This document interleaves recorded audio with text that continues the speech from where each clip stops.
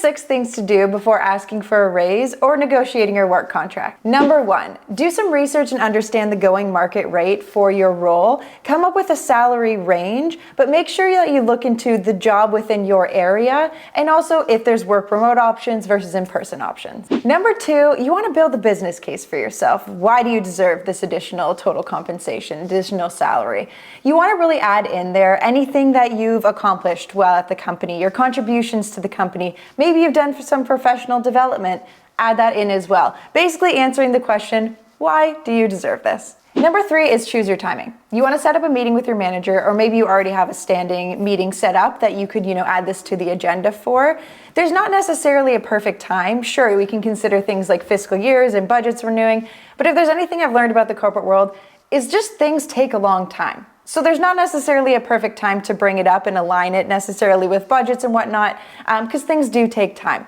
Just make sure you have the time and you're prepared for it. Number 4 is practice. Practice pitching yourself, which I know can be very challenging for many of us, advocating for yourself, and be prepared for pushback or additional questions. The more you can prepare beforehand, the more confidently you're going to show up in that room. Number 5 is weighing your next steps. So we don't know what's going to happen when you ask these questions. You don't know what's going to happen when you bring this case forward. But what you can kind of set up is a bare minimum of what you would accept in order to keep you at that job versus starting to look elsewhere. Making that list of pros and cons, the staying versus leaving. And number 6, we want to remember that total compensation is much more than just your salary. Taking note of other areas that you might want to negotiate for because potentially salary isn't within the budget. These can be things like vacation days, additional benefits, stock options, maybe even your working hours, commissions, bonuses, retirement. There's a lot of things within a work agreement that are negotiable, even your severance. That's something that I always like to, negotiate within contracts as well.